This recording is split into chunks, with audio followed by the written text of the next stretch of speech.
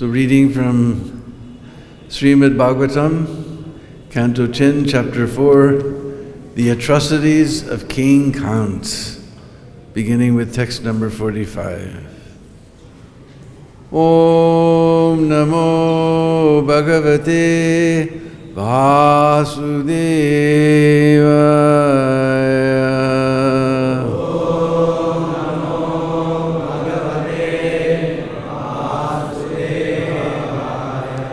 Om Namo Bhagavate Vasudevaya.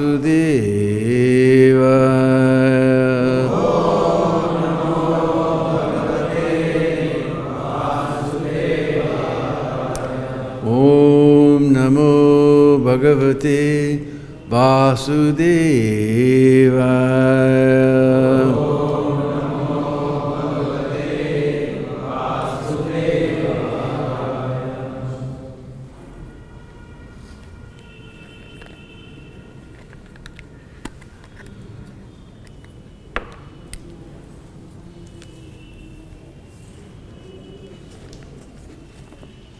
Te Vai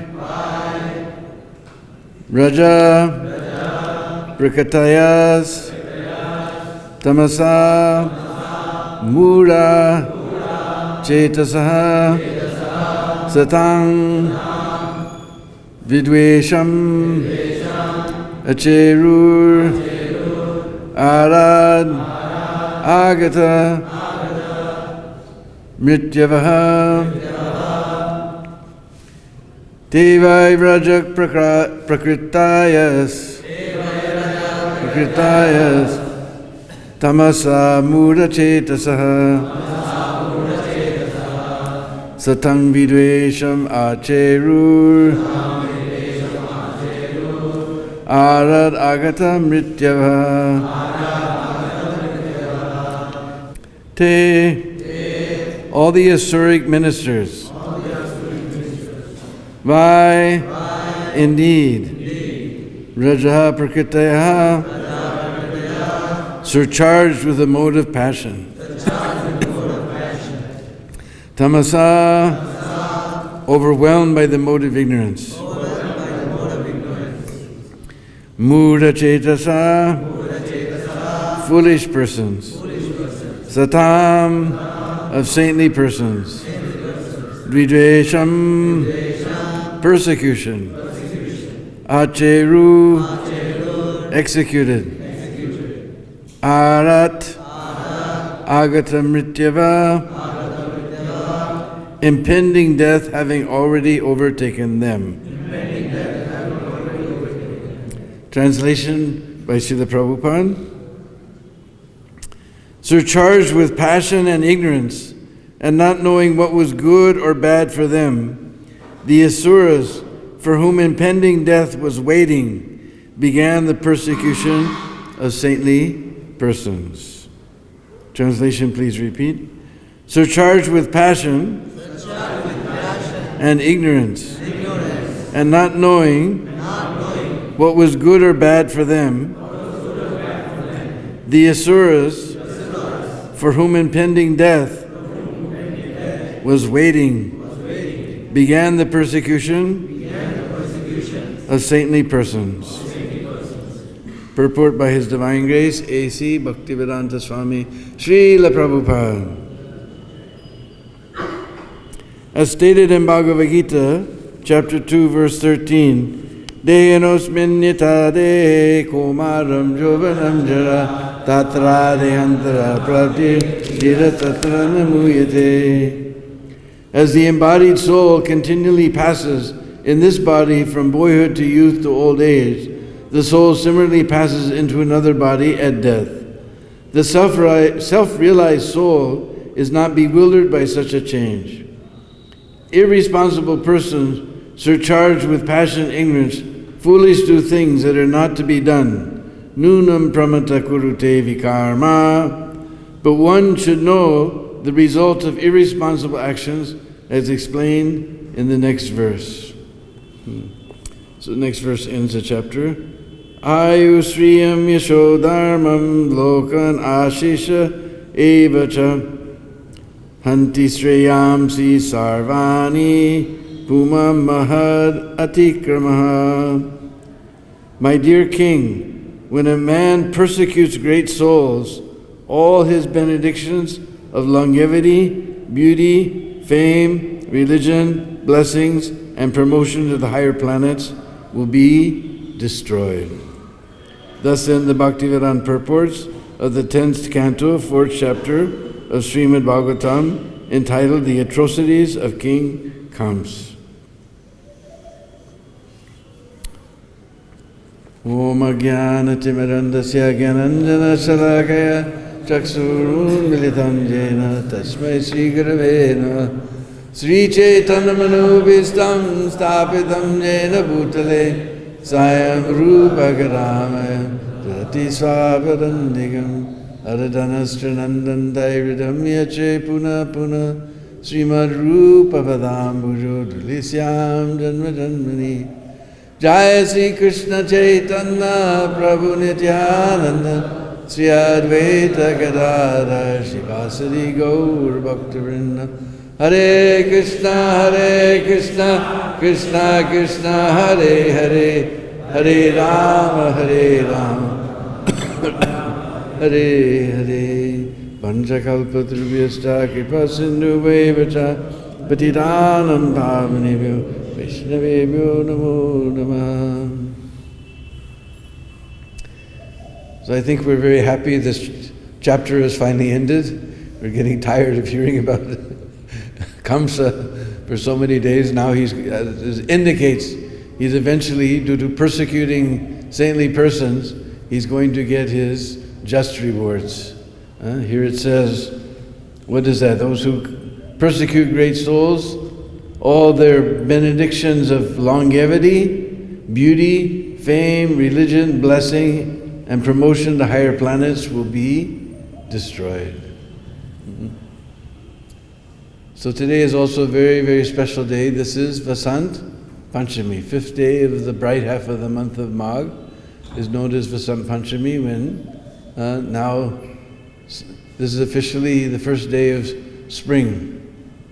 Of course, in the Western world they consider 21st March, but we consider from Vasant Panchami. As we see, the weather has drastically changed. We're very happy.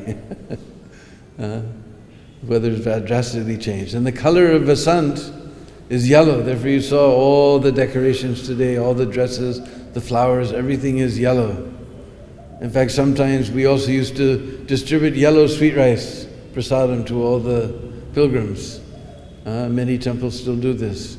The color of Vasant is yellow.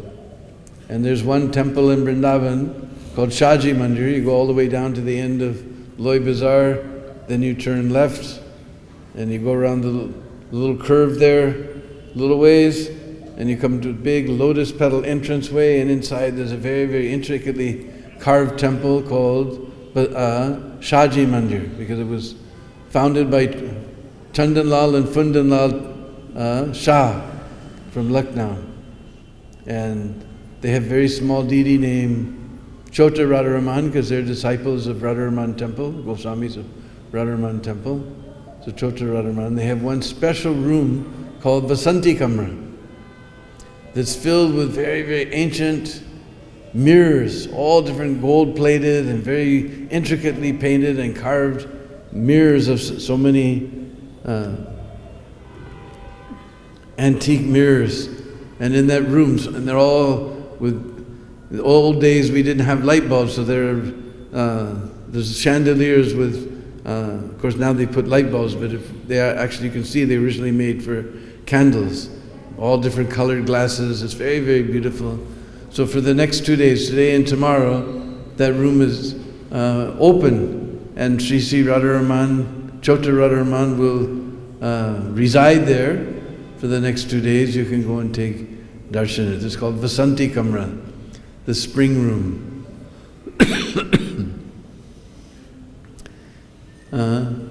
And it is also, Vasant Panchami also means Saraswati Puja. Especially in Bengal, this is a very, very favorite festival of the people. Of course, they're simply interested in getting their completing their studies. They want to worship the goddess of knowledge, Saraswati, in order to get complete their studies and earn lots of money and just enjoy sense gratification. But for the Vaishnavas, we want the blessings of Saraswati to give us, we want Paravidya, not ordinary Vidya, Paravidya. We want to understand the beautiful science of devotional service. And it is also the first day of our Vrindavan Kumbh Mela starts today. The first snan is Vasant Panchami snan. So today also many great Vaishnavas have appeared. One has disappeared, Vishwanath Chakravarti's disappearance day, but Raghunandan Thakur's appearance, Vishnupriya's appearance, Pundarik Vidyanidhi's appearance, and Raghunath Das Goswami's appearance day today. So we'll discuss something about these great personalities. So Raghunandan Thakur, he was the son of one doctor named Mukundadas, not to be confused with Mukundadas the Kirtaniya. He was a doctor who had two brothers, Madhava and Nahari Sarkar, who wrote this very wonderful book, Bhakti Ratnakar. And Mukunda, he was a doctor, so one day he had some medical emergency, so he had a son who appeared on this Vasant Panchami day. So he was just a little boy, 5 or 6 years old, and Mukunda had to go for some medical duties. So he told his son, you make the offering to the deities today. You offer very nicely and pray to the Lord to accept. So the little son, he got the offering plate from his mother. He went into the temple room.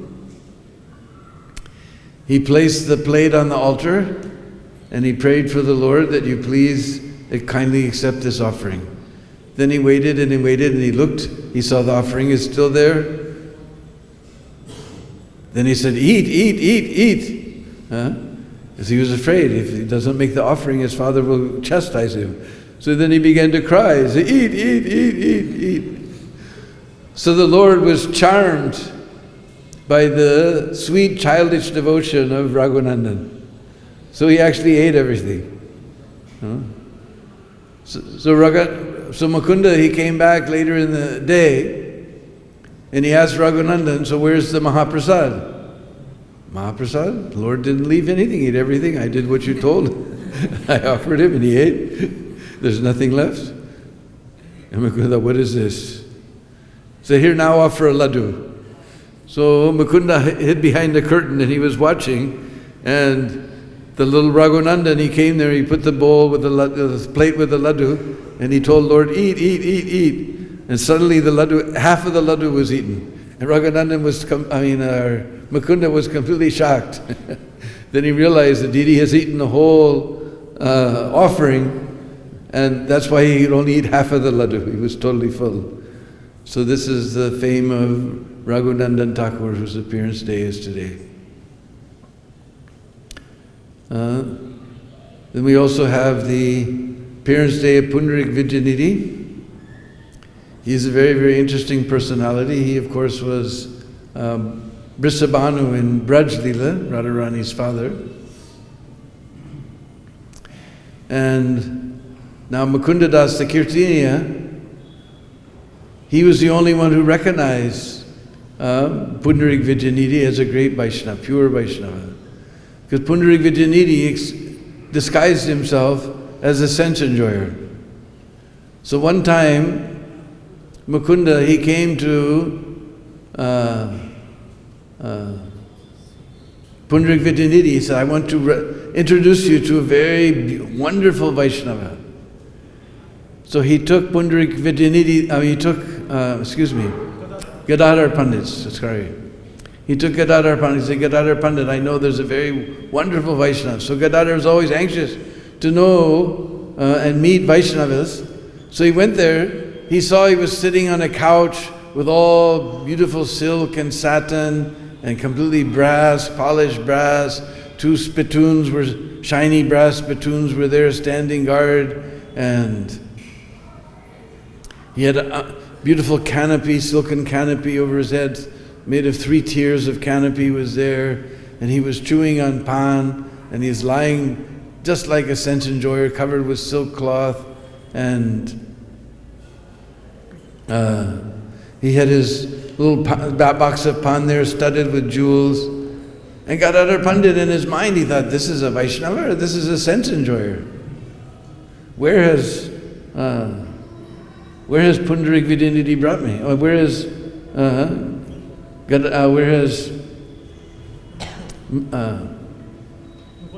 Mukunda? Where has Mukunda brought me? So Mukunda immediately understood the doubt of Gadadhar Pandit.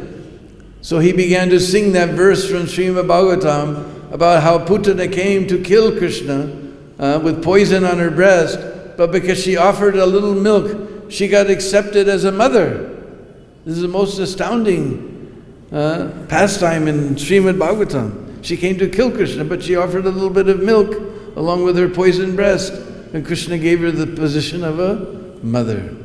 And suddenly Pundarik, he had his beautiful hair all beautifully combed. He began to pull his hair out. He began to roll on the ground. He began to tear his silk cloth. He just went and he began to howl. He fell on the ground. And then Gadadhar Pandit, this is an amazing Vaishnava. Just by hearing this verse, he's gone into complete ecstasy. Then he thought that I have committed some offense in my mind to this Vaishnava. And Pundarik, Pundarik went into ecstasy for at least 6 hours. Meanwhile, Gadadhar went back and he told Lord Chaitanya about the incident. And he said, I think that I have committed a great offense to a Vaishnava. I think the only atonement for the offense is that I take initiation from him. So when Pundarik, after 6 hours, when Pundarik Vidinidhi came out of his trance of ecstasy, then he returned back to Pundarik's house and accepted initiation from Pundarik Vidinidhi. Later, when they were living in Puri, Pundarik became the very great friend of Swarup Damodar. One time they both happened to arrive at Mahaprabhu's presence at the same time, and Pundarik and Swarup Damodar seeing each other, they embraced, and then they began to have a big fight, each one trying to touch the feet of the other one not allowing him to take the dust of the other, and trying to touch the lotus feet of the other. And they were having a big fight, and Mahaprabhu was laughing. Of course, both of them were very strong, so neither of them won, but Mahaprabhu was very pleased to see their activities. Another incident of Pundarik Vidinidhi that we know is that one time in the beginning of the winter there's a special festival called Odan Shasti, when they offer new cloth to the Lord. Jai Sisi Gaurnitai, Sisi Krishna Balaram, Sisi Radha Shyam Sundar Ki Jai.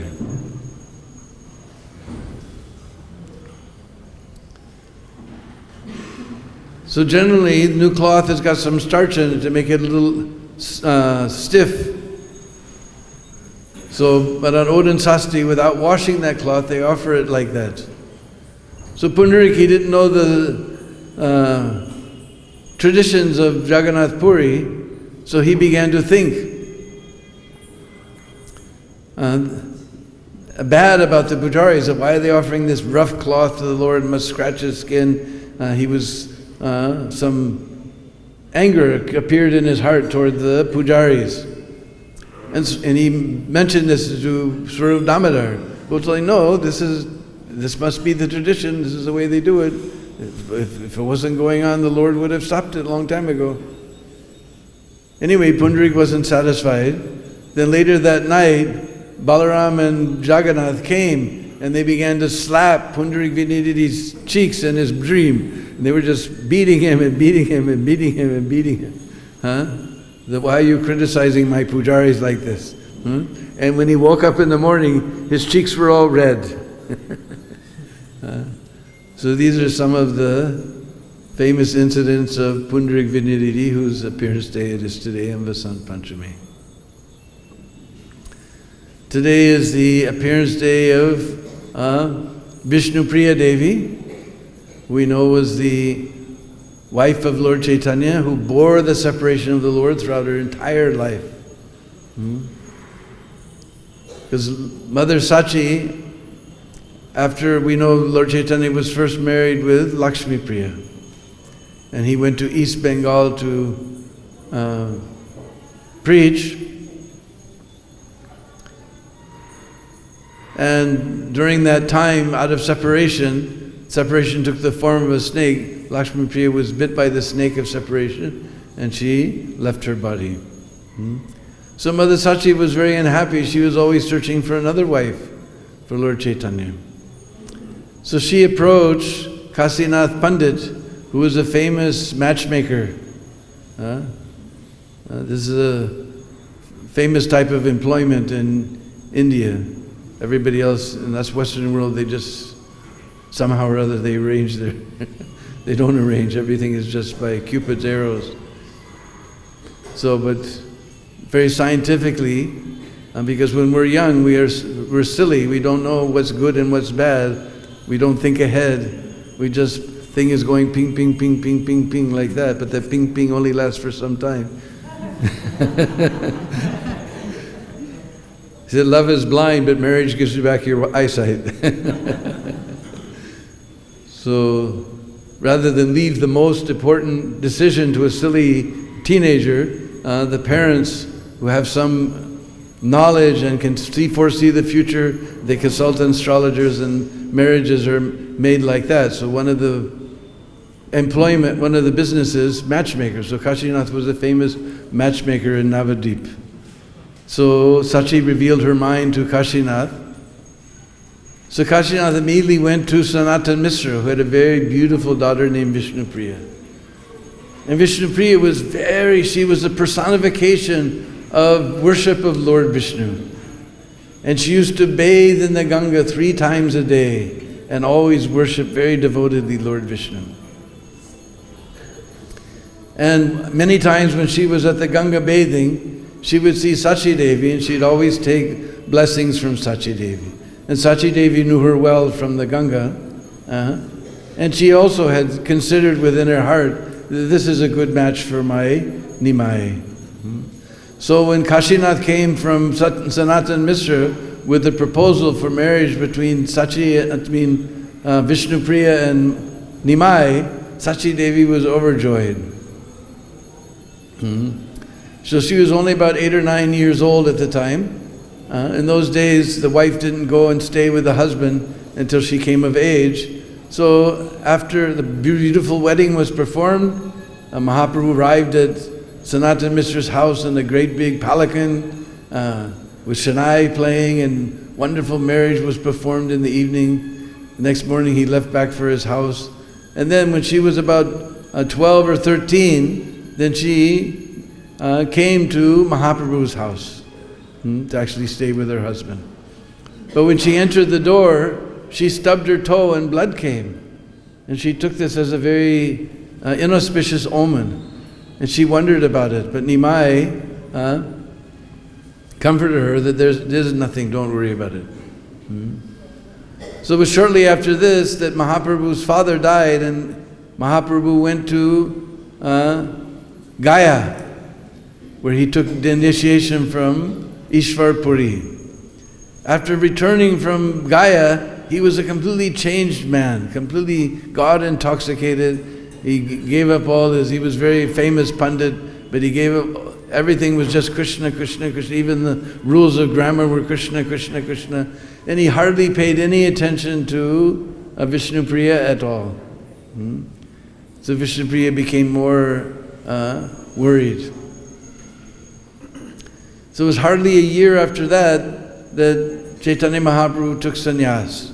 And the rumors were going around. Sachi Mata had heard the rumors.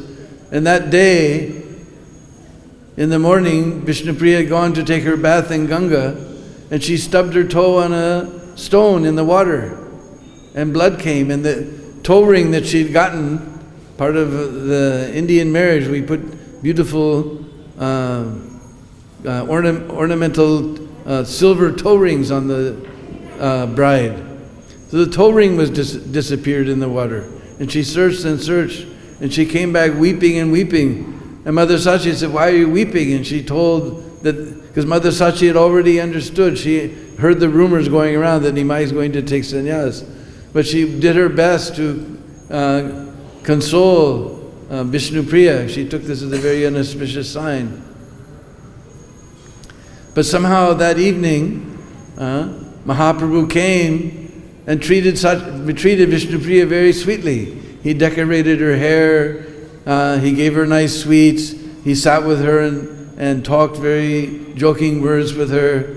And she didn't want to go to sleep, but somehow Mahaprabhu manifested his Yoga Maya potency, and Vishnu Priya fell asleep. And then just before dawn, we know Mahaprabhu snuck out of the house. Sachimata was sitting at the door because she knew that Nimai was going to leave, but she was stunned, she couldn't move. She just saw her son leave the door. He paid his obeisance to his mother and crossed the river and went to Katwa to take sannyas. So Vishnu Priya was totally destroyed in the morning when she realized that her husband had left, and she took a vow not to eat or drink anything. But Mahaprabhu came in her dream and said, don't do like this. And told her that there's a certain tree where Sachi Devi used to suckle me. Neem tree is there. You get a carver, and from that neem tree you carve a deity of myself, and you worship that deity, and your separation will be mitigated. So they made a beautiful deity. This is the first deity of Mahaprabhu made, and Vishnu Priya very devoutedly, she hardly ate anything, hardly drank anything, and she worshipped that deity with great love and affection, and decorated him with great love and affection. In fact, they say she used to chant her japa, and for every bead that she would chant the Mahamantra, she would put one grain of rice. At the end of the day, she would gather those grains of rice and cook that, and that's all she ate. So in this way, she worshipped that deity for the rest of her life, bearing the separation of the Lord. And that deity, after she left this world, then it went back to Sanatan Misra's family, who lived near Mayapur somewhere. Later, by the shifting of the Ganga, that Sanatan Misra's house came to the town that is now called Navadvip, which is only about 100 years old. And you can go there, very wonderful deity, wonderful temple there, Dameshwar Mahadev. Mahaprabhu, Dameshwar Mahadev, what did I say? Senior moment. Dameshwar Mahaprabhu. And very wonderfully they worship that, the most incredible. You go there in the noontime, get the most incredible Mahaprasad. So it is also the disappearance day of Viswanath Chakravarti Thakur, whom we all know very well. Is every morning all around the world, except here in Krishna Balaram Mandir, we sing one song of Viswanath Chakravarti Thakur. What is that? Everybody says samsara prayers. Samsara means this blazing fire of material existence. Do we want to pray to the blazing fire of material existence? We do sing it in Vrindavan. Oh, we sing it in the Samadhi, yeah. But I didn't finish my sentence. I meant in Mangalarti. So,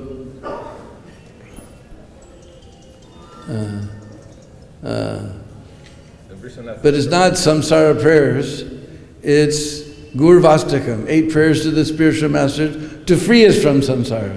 We don't want to pray to samsara. It's not samsara, everybody calls samsara prayers. Viswanath Chakravarti Thakur, he appeared somewhere near Navadvip, and at a very young age, his parents got him married, but he wasn't very attached to his married, didn't pay much attention to his married life. Later he stayed and he took initiation from Radhacharan Chakravarti in Saidabad, And Mahaprabhu moved there, Vishwanath Chakravarti Thakur moved there and stayed in his house and studied under his guru. And even in his childhood in Navadvip, he was very, very excellent in his studies. And under Radhacharan Chakravarti, he studied all the Goswami literatures. And finally, being totally renounced, he left his family life and everything, and he came here to Vrindavan. And he stayed mainly at Radhakund at the Bhajan Kutir of Srila Krishnadas Kaviraj Goswami, where he had written the Chaitanya Charitamrita. When we go there, we see there's a small shrine now for the Bhajan Kutir of Srila Vishwanath Chakravarti Thakur. And there he wrote almost all the Goswami literatures he wrote commentaries on. And then he wrote so many books of his own. One of the main ones is this Krishna Bhavanamrit Mahakavya, that Prabhupada said, if you want to understand Krishna consciousness, you must read this book. And his deep realizations can only be compared to Srila Rupa Goswami. In fact, he's Vishwanath Chakravarti Thakur. Vishwanath means the rare jewel of Vishwanath, Krishna, the Lord of the universe, and Chakravarti, who expands the circle of bhakti. Chakravarti means circle, expands the circle of bhakti. So Vishwanath Chakravarti Thakur, many acharyas consider him to be a reincarnation of Rupa Goswami, because Vishwanath Chakravarti Thakur's realizations only can be compared to Rupa Goswami. He wrote many commentaries that just bring out the rust of the literature, Bhagavatam and Bhagavad-Gita also he wrote a commentary, and so many other books he wrote, Vilapa Kusmanjali, that's Raghunath, Chamatkar Chandrika, and so many books he wrote. And one famous incident from Vishwanath Chakravarti Thakur's life was that one time he was writing an explanation of the Gayatri, Kam Gayatri mantra. And he saw that Krishnadas Kaviraj and Chaitanya Charitamrita is written very clearly that there's 24 and a half syllables. But Vishwanath Chakravarti Thakur, all his research showed 25 syllables. He couldn't resolve this. Finally he began to fast and he began to pray to Radharani to please solve this mystery. So Radharani appeared to him in dream and said, yes, what Krishnadas Kaviraj has written is correct. And she quoted some grammar book which describes that it goes Kama Devaya Vidmahi, that ya before the vi, the syllable vi becomes a half syllable. In Kama Devaya Vidmahi, like that. So that was the half syllable. Now you can complete your book. So Vishwanath Chakravarti Thakur was very, very happy. He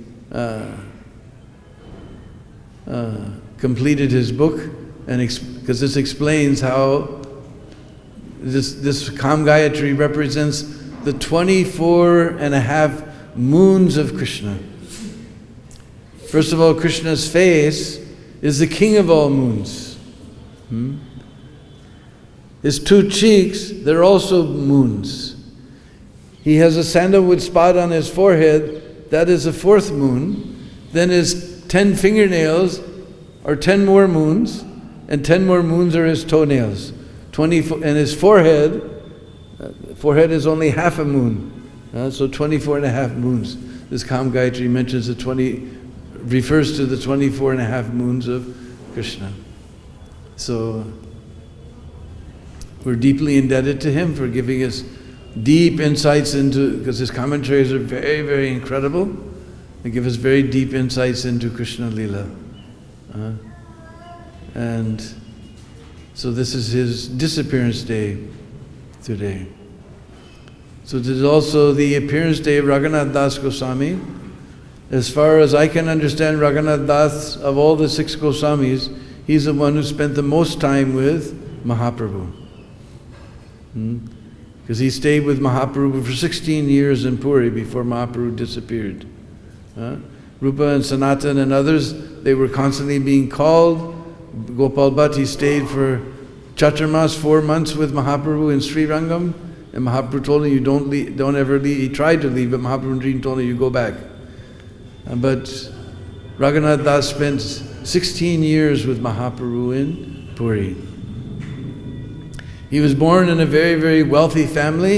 It said that they had opulence greater than the king of heaven. We can't even begin to imagine. In those days, his father was earning, he was collecting 20 lakhs of rupees. Back in those days when 1 anna used to buy a kilo of rice. So we can't imagine. Of that, he had to give the Muslim ruler 8 lakhs. So they were collecting every year 12 lakhs of rupees. We can't even imagine what that translates into modern age. So he had wealth beyond imagination. He had a wife more beautiful than Apsara, but Raghunath Das was completely detached from material life. Later he heard that Mahaprabhu had come to, after taking sannyas, he came to Advaitacharya's house, and Raghunath Das immediately went there to Shantipur, and he met Mahaprabhu, and Mahaprabhu told him, look, you stay at home, it is, you will get my mercy in due course of time, but now you stay at home, you pretend to be a pound shilling pence man, but within your heart, you always remember me. So he came back home and he appeared to be interested in the family business and everything, and his parents were satisfied because they're always worried that he showed so much detachment that he'll leave and go away. But he stayed separately from his wife. And we know that somehow Nityananda came to Panihati, and our Raghunath Das got this information that Mahaprabhu's there, that Nityananda Prabhu is there in Panihati, so he decided to go there. And when he came, he was paying his obeisances from a far-off place, and the devotees, they pointed, there's Raghunath paying obeisances to you. And Nityananda laughed and said, you thief, why are you staying far away like a thief? You come here today, I'm going to punish you. Here so many devotees are gathered on the bank of the Ganga, so you arrange a nice festival. So this was the famous Chiradahi festival. He bought up so many, huge quantity of chira means chipped rice, flat rice. Very cheap thing, but it's very wonderful also. So he bought up so much chipped rice, and he bought yogurt and condensed milk, and he made some pots with yogurt and condensed milk, some with yogurt, some with chipped rice and condensed milk, some chipped rice and yogurt, and he distributed to everybody. Nityananda Prabhu sat on a high platform. We know Nityananda by his meditation, he pulled Mahaprabhu all the way from Puri, and he made a special plate for Mahaprabhu. And he wandered around through the festival, putting a morsel from everybody's plate in Mahaprabhu's mouth, and Mahaprabhu would put a morsel in Lord Nityananda's mouth. Only very rare personalities, only Raghunath Das and few rare personalities were able to see all the fun. And then he placed the lotus feet of Nityananda on, Mahaprabhu placed the lotus feet of Nityananda's on Raghunath Das's head. Because he wanted to show that if you want to get to Mahaprabhu, then you must get the mercy of Lord Nityananda. So then when he returned to his house, he was more intense desire to go to Mahaprabhu. So his father, seeing this, he hired some guards. They knew he's going to run away. He's become a madman of Mahaprabhu. So one night, Yadunandan Acharya, the family priest, came and said that my pujari has run away. So this is not just in ISKCON, this is a eternal problem. Pujaris, cooks, disappear one day. So you must arrange some nice Brahmin to do the puja for me. So Raghunath was very smart. He said, all right. He walked with Yadunandan out of the family compound. So the guards, they saw him. He was with the family priest, so they didn't bother to follow him. He promised him, I will find a nice Brahmin. And so he went to some Brahmin's house and told him to go there to Yadunandan's house. And then Raghunath Das ran to the forest. And the first thing he did, because he knew that his father would look for him on the way to Puri, so he went the opposite direction and stayed off the main paths. Anyway, eventually his father sent so many men to find him. Eventually they did manage to catch him. Or they actually, no, that was I'm getting two pastimes mixed up. Anyway, he managed to give them the slip, and he made it to Puri at the lotus feet of Mahaprabhu. And Mahaprabhu put him under the guidance of Swarup Damodar. He said, he will teach you all the intricacies of bhakti. So one day, when he was there with Swarup Damodar, he asked Mahaprabhu for some special instruction. And Mahaprabhu said, I've already given you to Swarup Damodar. What more instruction you want? Anyway, he said, Gramya kata na sunibe, Gramya varta na koribe, Balo na paribe, Balo na kaibe. And always remember Radha and Krishna in Vrindavan. So this, and then he put Raghunath's hand in Swarup Damodar's hand. He said, I give you two, you're the Swarup, you're the Raghunath of Swarup Damodar. So in this way, his father found out, and eventually he sent some men with some Brahmins with some money to take care of. He didn't use that money for his own sense gratification. He was inviting Mahaprabhu and many of the devotees for prasad every day. Then after some time, he was thinking, this is not so good. This money is coming from these materialists. Though they're Vaishnavas, they're materialists. And Mahaprabhu's accepting, but he's not very happy. So he gave up that system, and he was just begging at the Singadwara gate. Then Mahaprabhu noticed that no more festivals. And he asked Swarup, what's going on? He said, now Raghunath has sent them back.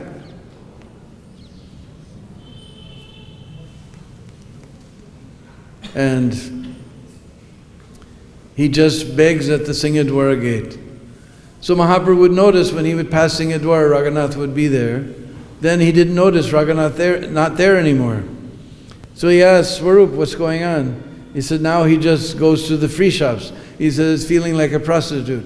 They're just standing there, oh, this one gave something yesterday, maybe this one will give. His mind was disturbed like this. So now he just goes to the free shops. So Mahaprabhu would see him daily at the free shops. Then he noticed he wasn't there either. And he asked Swarup, he said, now he just goes to where they dump out whatever the Mahaprasad can't be sold. They feed it to the cows. Whatever the cows leave behind, Raghunath takes to the ocean. He scrubs off the bad part, and whatever the inside kernel of the rice, that he eats. Then Mahaprabhu ran there to the beach, and he came and he said, oh, Raghunath, you're having a feast, and you didn't invite me. And Mahaprabhu began to eat this old rotten prasad of Raghunath Das. In this way, the renunciation of Raghunath Das can never be imitated. He's so totally renounced. So after 16 years, Mahaprabhu wound up his pastimes. So Raghunath Das thought, let me go to Braj. I will climb Govardhan hill and throw myself down head first and suicide myself. How can I live in this world without Mahaprabhu? So he didn't tell anyone, but he left Puri and he came here to Braj. When he got here, he told Rupa and especially Sanatana about his plan. And Sanatana Goswami said, no, you can't do that. I also had the same idea, because remember, Sanatana Goswami got eczema with pus running on his body, and Mahaprabhu was always embracing him. So he thought, let me end this body, let me jump under the Jagannath cart. He didn't reveal his mind to anyone. But Mahaprabhu told him, Sanatana, this body is not yours. I have many things to do through this body. This is our position. We're just instrument. We may think I'm very beautiful, I'm handsome, I'm this, I'm very learned, this and that. We're nothing. We just want to be instrument of the previous acharyas. So he said, I have a lot of things to do, so you can't do this. Mahaprabhu, I didn't tell anyone, but Mahaprabhu knew my heart. So you can't do this. So Raghunath Das took up residence at just on the edge of Shamakund in Radhakund. And he lived there for more than 40 years, performing the most intense austerities. He would just eat a little bit of buttermilk, whatever would fill into a leaf cup every day. And he would chant, he would pay obeisance to 1,000 Vaishnavas, and incredible austerities that nobody can possibly imitate. And many famous stories are there. We're running out of time, but one of the most famous, of course, was that he was taking buttermilk from this little leaf cup, and his servant became worried. So he found in Sakistali the same tree, but big leaves. So he made a leaf cup from those leaves. This I can't remember the name of the leaf, but anyway, he found in Sakistali this leaf, and he made big cup. So when Raghunath Das, he saw this big cup, he said, what is this? He said, oh, I was in Sakhi. He was looking at it, very curious, like a little boy seeing some new toy. And he said, oh, when I was in Sakistali, I found a big tree with a big leaf. He said, Sakistali, that is the place of Chandravali. He threw that cup down. He said, if you bring anything from Chandravali's place, because she's the rival of Radharani, and Raghunath Das was the Ananya Bhakt of Srimati Radharani. So like that, he said, I will give up my body. And we know that one time he was considering that in the future many devotees will come, and Radhakund was just, we know when Mahaprabhu discovered, it was just 2 paddy fields. He thought there's hardly any water, there's no gods, no things. If I got some money, I would fix it up. Then he thought, oh, again I'm thinking about money.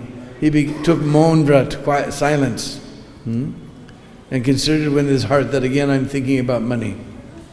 And one businessman from Calcutta, he went to Badrinath to offer a big donation to Lord Badri Vishal. But Lord Badri Vishal told him in dream, no, you go to Radhakund, you give this money to Raghunath and tell him, he won't accept it, but you tell him, I know Raghunath Das' desire to excavate the kunds.